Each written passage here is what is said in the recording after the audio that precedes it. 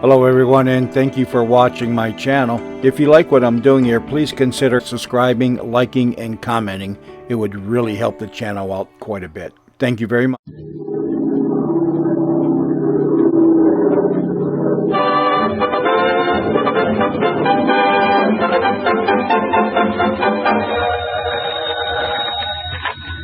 Army flash.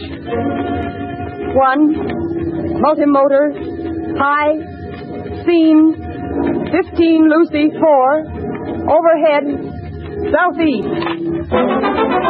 Eyes aloft, watching the sky, watching for planes flying the lanes up above. Eyes aloft. Eyes aloft. The 4th Fighter Command of the United States Army Air Forces, in cooperation with West Coast radio stations, present the premiere of this new series of Monday evening programs, honoring the 150,000 volunteer observers and filter center workers, whose round-the-clock vigilance keeps watchful guard of the Pacific coast against attack by enemy planes.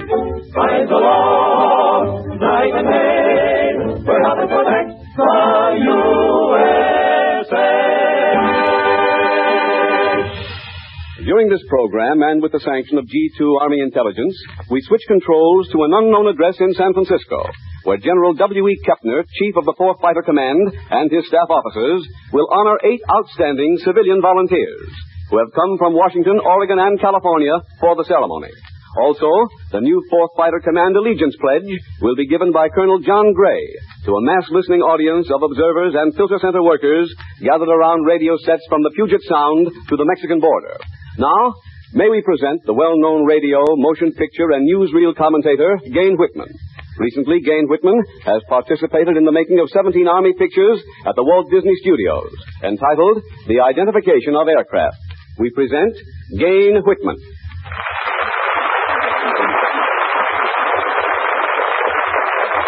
Thank you, Larry Keating. Good evening, ladies and gentlemen. In the summer of 1941, the 4th Fighter Command of the United States Army Air Forces planned a coast-wide border-to-border practice maneuver. For the first time in American military history, civilians were to become participants in the war game. Quietly, swiftly, the Army went at the gigantic task of organizing civilian forces. Army officers called upon leaders in every coastal county of the states of Washington, Oregon, California, and Arizona.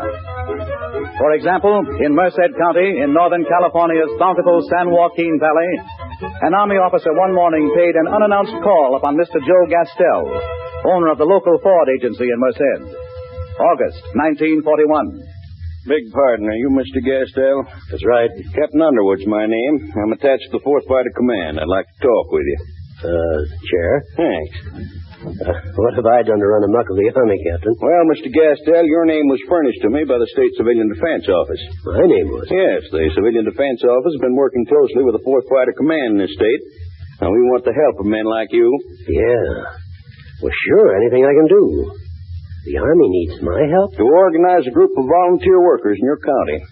We're planning war maneuvers which will begin December 11th of this year. Well, that's quite a while off. Only a few months. We have to enlist a big staff of volunteer civilian workers. Train them for the job they're to do. What job is that, sir? The Army wants civilian forces to operate a closely knit coastwise border-to-border aircraft warning service. This sounds like a big thing, Captain Underwood. It is. There'll be thousands of observation posts set up at vantage points. Civilian watchers will operate these posts 24 hours a day. Oh, during the period of the war game? Yes. They'll report by telephone directly to filter centers. Any airplane they see or hear. Yeah? Well, what's a filter center, Captain? Well, I can't tell you much about our filter centers, Mr. Gastel. They're more or less secret. Oh, I'm sorry. Now, when we get these war games started, civilian observers will call into these centers and report all airplanes they see. Oh? Officers at the filter centers will either identify those planes as friendly or as enemy. What happens if they're enemy, Captain? Don't worry. After the civilian observers have warned us, the Army will take care of the rest. Yeah, sure. Well, what do you say, Mr. Gastel? I put you down as county organizer for Merced County? Say, I wouldn't miss a chance to help out on a thing like this for anything. There'll be no compensation. You won't even get expense money for running your car. I'll be working for my country, all right? Yes, Mr. Gastel. You'll be working for your country. What do I do? When do I start? Let's get this thing rolling. You say the war games start December 11th, Captain? Yes, December 11th, Joe. That's when the war games will start.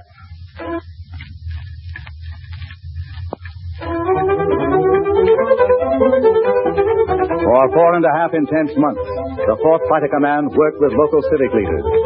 The Ground Observer Corps was organized. It was a tightly formed system and intersystem of thousands of observation posts, filter stations, information centers. This Ground Observer Corps would, when the time came, activate Army aircraft, coast artillery, searchlight systems, anti-aircraft batteries, set into immediate motion a vast and intricate maze of military defense units. At last, all was ready to test. The system was to be tried December 11th. The war games to be started. But on December 7th, a tyrant nation started a different sort of war game. A real war game. Sunday morning, December 7th, 1941. The Hawaiian Islands. Honolulu. The dastardly bombing of Pearl Harbor by the Japanese.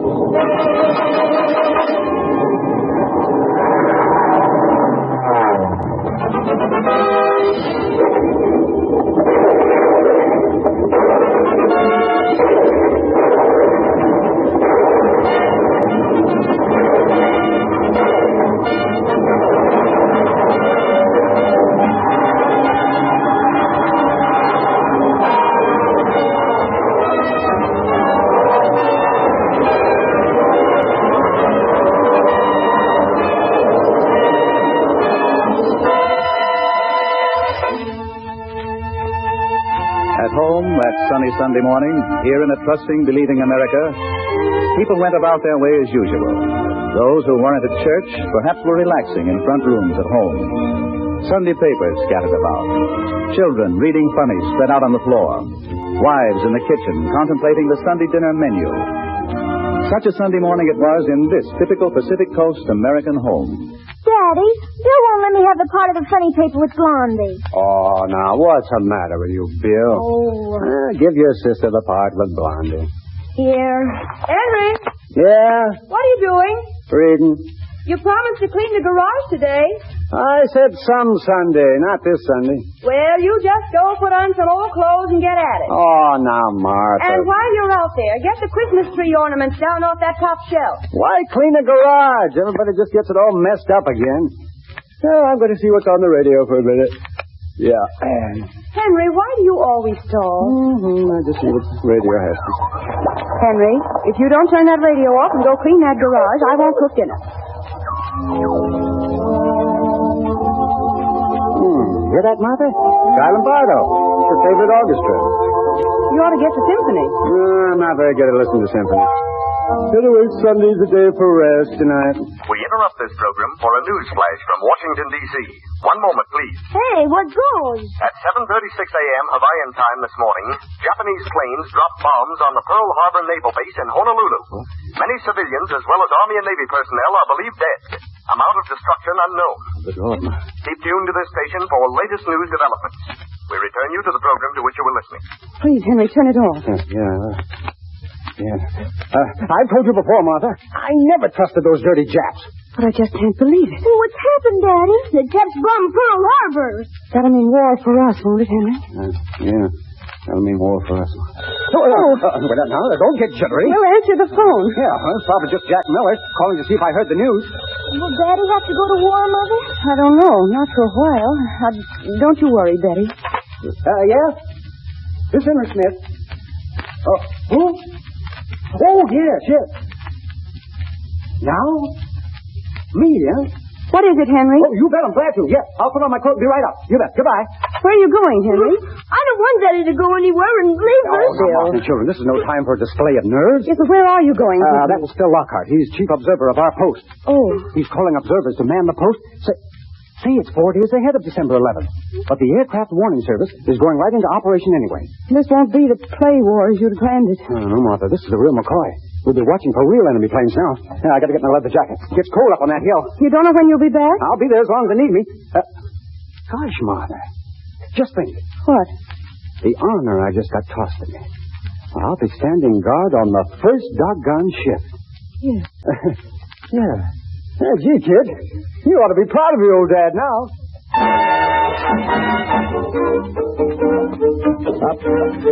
Up and down the Pacific coast, in every city, town, village, and hamlet, civilian men and women observers were called to duty that Sunday morning. Thousands of women left whatever they were doing, hurried to the dozen or more nerve centers, the filter stations in key cities. The Army supervised the job. The people of the country, volunteers, were working in civilian clothes as part of the Army of the United States. Though they wore no uniforms of khaki, they knew on that ominous Sunday that they, too, were members of the 4th Fighter Command of the United States Army Air Forces.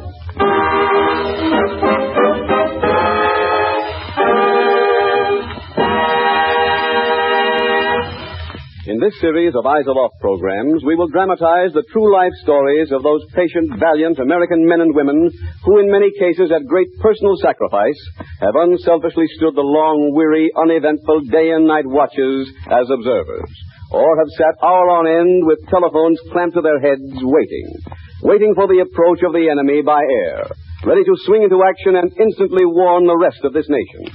It is to those 150,000 volunteer civilians of the Army Air Forces we dedicate these programs and call out the watchword, Eyes Aloft.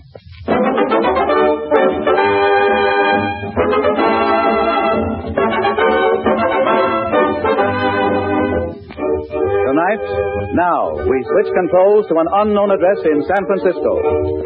This morning, 8 distinguished aircraft warning service workers from Washington, Oregon, Northern California, and Southern California regions arrived in San Francisco. Each of those persons has served at least 500 hours for the Army. They are to be recognized for their service. Also, throughout the Pacific Coast area, at this very moment, thousands of other workers are gathered in meetings where radio sets release this Eyes Aloft program. They, too, will participate in the impressive ceremony which will now follow. Now to San Francisco, where waits General W.E. Kepner, Commanding General of the 4th Fighter Command. His staff officers, Colonel Ernest S. Moon and Colonel John Gray, and the 8 distinguished volunteers of the Aircraft Warning Service. With permission of G2 Army Intelligence, we switch controls to unknown address, San Francisco.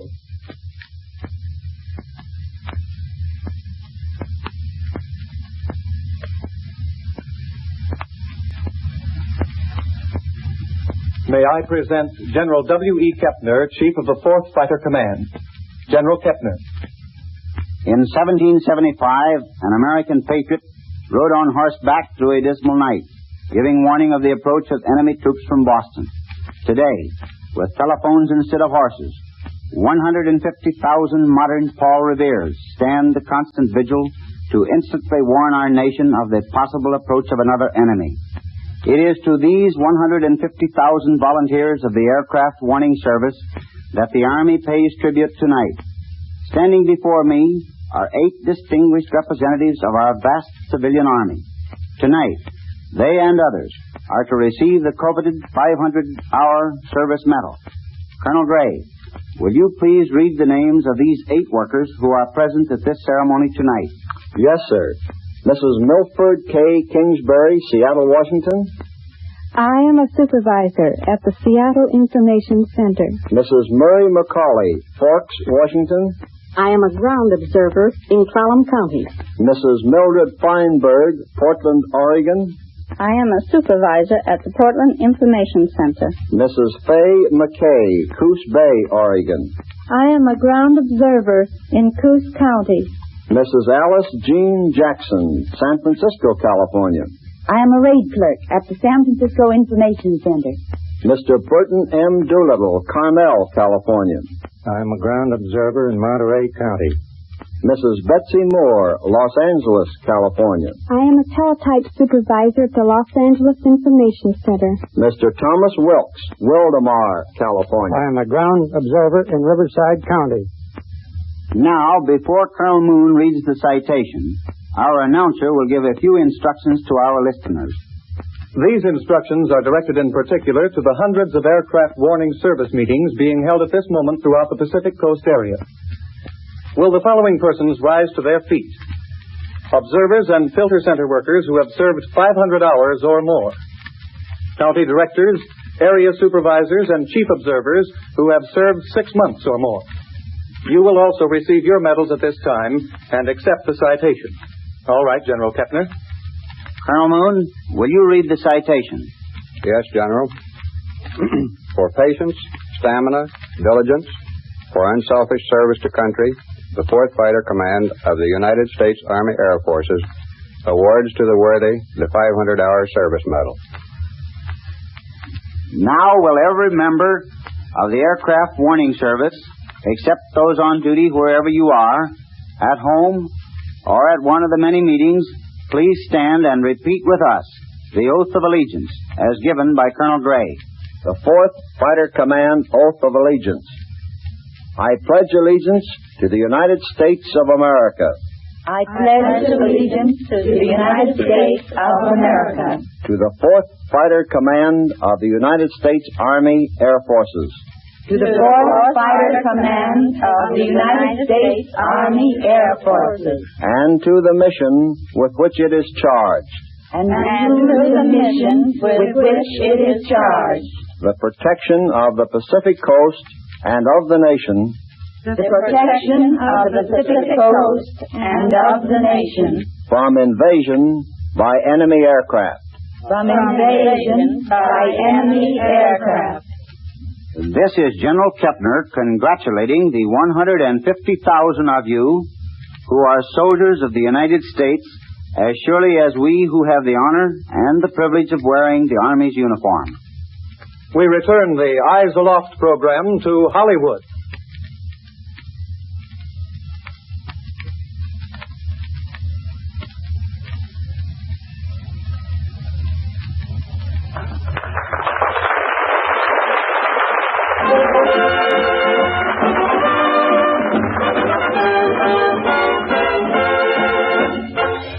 Now, true life stories of the Ground Observer Corps. Perhaps you will hear your story tonight, or in the broadcasts to come.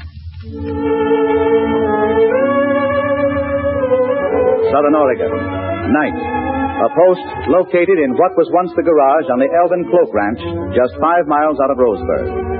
Lieutenant Truman Runyon, Grand Observation Officer of that area, making his inspection rounds, drives up in front of the building in an Army carryall. I've got the motor, Sergeant. I'll be here to visit for a few minutes. Yes, sir. That's warm night. Swell. Well, I'll go on in. There's a light on the post here. Hello out there. Who is it? Lieutenant Runyon. Oh, yes.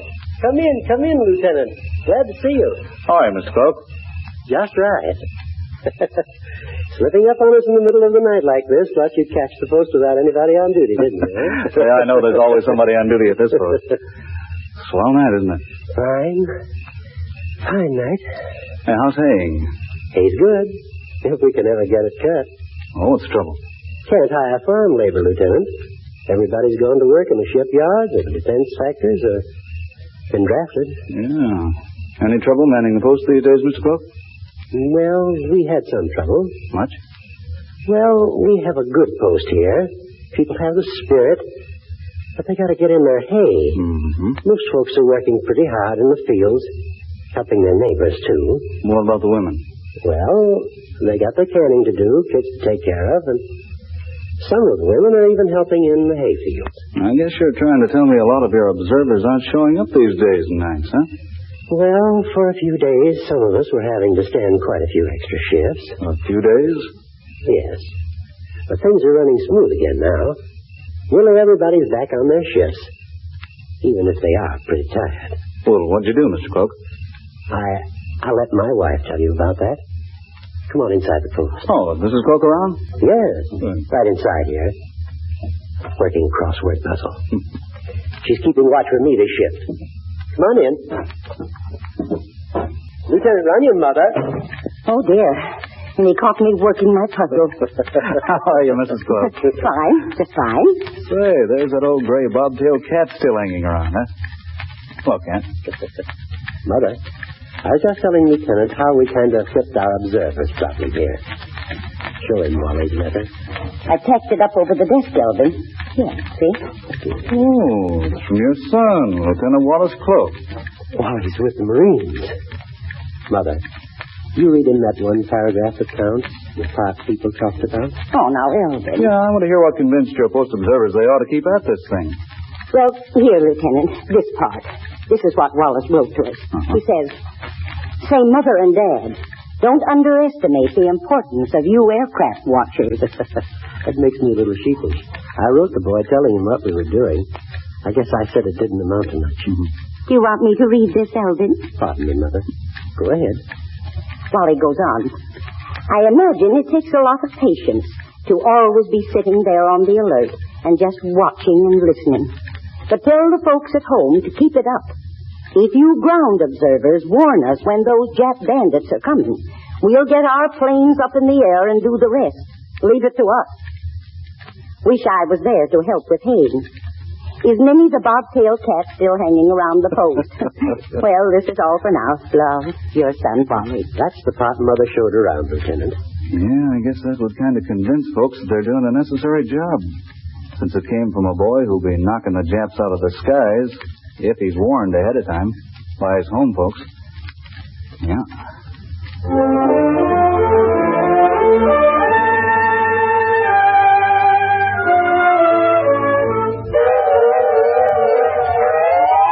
Last December 8, 1941, when the Ground Observer Corps was just being activated, a community in Douglas County, Oregon, found themselves faced with a different problem. The small and well-to-do farming community of Camas Valley is nestled in a valley surrounded by mountains.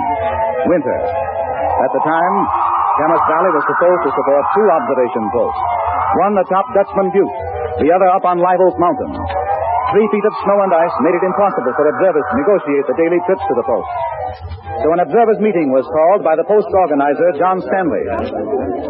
Let's keep the meeting in order, folks. It's getting late. How are we going to settle our problem now? Well, John, I don't see how we're going to keep those posts running this winter. What do we do? Call up the Army and tell them we're going to fall down on the job? Oh, we got to find some way. Yeah, but you can't even get a horse up the last 2 miles on Dutchman Butte now. Too much snow and ice. Well, there's a road up the top of Live Oak Mountain if we can keep it open this winter. There's over 2 feet of snow on Live Oak as is, John. John. Who spoke up then? I didn't see. Me, Ed Bushnell. Oh, yeah. You any suggestion, Ed? Well, I kind of think our community shouldn't fall down on this job for the Army. I hate to think other towns and communities were keeping their posts open and Camas Valley couldn't take care of ours. Yeah. What do you think we should do, Ed? I'm going to have some free time for a while this winter. I'll go up and live on Dutchman Butte. Well, that's fine, Ed, but you think you can spare all that time? I guess it's for a good thing, John. I can spare the time. Of course, maybe somebody else would put in some time with me. After all, a fella can't keep watch 24 hours a day. Well, no, maybe we can get somebody else to go up there with you. That night, as the town meeting progressed, others did volunteer to take week-long shifts, with Ed Bushnell, the man who offered to keep the Dutchman Butte post open throughout the winter. There were the Harding brothers, Jerry, 18 years old, and Jack, 20. And Vic Stanley, 15, offered to spend every third week up there with Ed Bushnell. But there was still the problem of how to keep Live Oak Mountain Post in operation. The meeting had gone on till nearly midnight when... Now, let's keep quiet, folks. We've taken up a collection to maintain the 2 posts, and so far tonight we've got $380, and that's good. Now, what about Live Oak Post? John. Oh, yes, Miss Stanley. Some of us women have been talking together back here. We'll man Live Oak Post this winter. Oh, no, that's no place for us. Now, look, if you'll get me up there, I'll go up and live this winter. It isn't a job for a woman, Mrs. Stanley. I said I'd go up there and keep the post open this winter. Now, my girls, Bonnie Jean and Dorothy, will come up for a week each. And Mrs. Elsie Baker and Mrs. Martindale say they'll come up when they can for a week. Mother just said I could help. Well, Quinta Cole has volunteered as a relief for you, too, Miss Stanley. Well, fine. I'm glad to have Quinta. And anybody else who's willing. Now, I'll be ready to start up to Live Oak Mountain tomorrow morning. On the following morning, 2 parties started out from the town of Camas Valley with winter supplies. The men went to Dutchman Butte. The other group, the women, Mrs. Phillips Stanley and her young daughter, Bonnie Jean, accompanied by a group of men to get them up to Live Oak Mountain and settled. Toward noon, the little party finally reached the wind-blown crest of Live Oak Mountain. Reached the little cabin there. Found the door jammed shut by ice. Put your shoulder against the door, Jim, and push. Yeah. That's it. Girls, get in here. Come on. Oh, it's good to get out of that wind. Oh, I thought for a while we'd never make it, Mother. Well, let's get organized here. Jim, you get the kindling, build the fire in the heater. Yeah. Miss Stanley, how about you and Bonnie making us some coffee? Oh, I'll do that. You want the men bring in the supplies, the food, and the blankets. John, Yeah? look out of these windows here. Oh, yeah, sure. We can see all over God's country. Yes, Mrs. Stanley. You can see all over God's country. Our country. It's beautiful down there, isn't it? Got a little extra snow this year, didn't we? It's little enough we can do coming up here to keep watch over a land like that down below us. There, Mother, you mustn't cry. Mrs. Stanley. You're young, Bonnie Jean. You don't quite understand yet. All that some of us do. But you're helping. Yes, you're helping, too. What am I doing standing here crying like an old... Come on, now, let's get that fire built. Let's get some coffee brewing.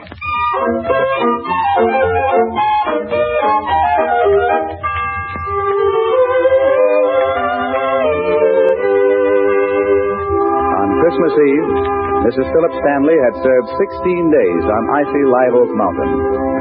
At midnight, their telephone rang. Mrs. Baker, who was with Mrs. Stanley that week, answered. Heavens, that startled me. I'll get it, Mrs. Stanley. Hello? Merry Christmas up there! Merry Christmas! Merry Christmas! You see any planes yet? Not yet. Well, keep watching.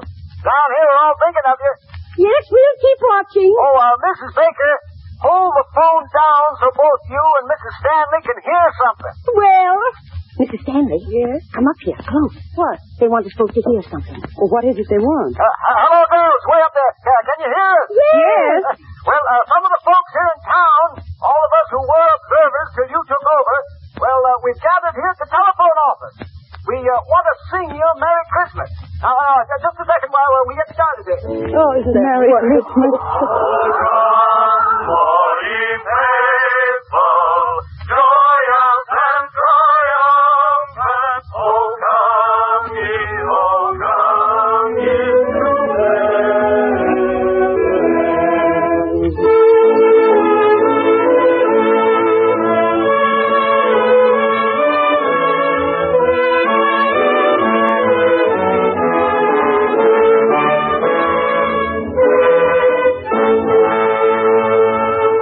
From December 9th to February 25th, for 72 long days and nights, Mrs. Philip Stanley and her 5 relief observers kept vigil at Live Oaks Post.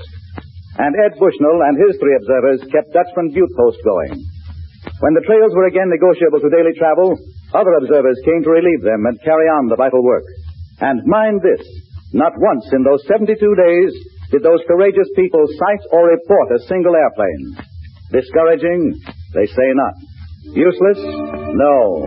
They were ready, waiting, watching, on duty, ready to do their part to help warn the nation of the possible approach of the enemy by air.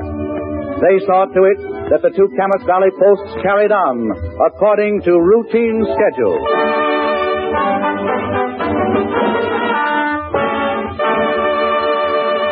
Each week, in cooperation with the Army Air Corps 4th Fighter Command, we present the beautiful Eyes Aloft Gold Trophy Award to some observation post or filter center for outstanding service performed. Here in our Hollywood studios, Captain Russell Z. Smith, Ground Observation Officer of the Southern California region, will make the award to the Ground Observer Corps unit, selected this week to receive the Eyes Aloft Gold Trophy Award. Captain Smith.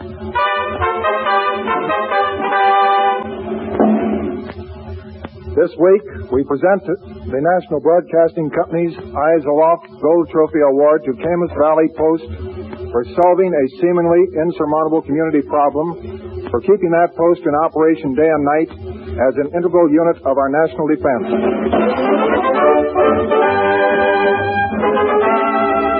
Next week at the same hour, tune in again for another thrilling human interest broadcast of Eyes Aloft. Good night now, and remember, Eyes Aloft. This program came to you from Hollywood. This is the National Broadcasting Company.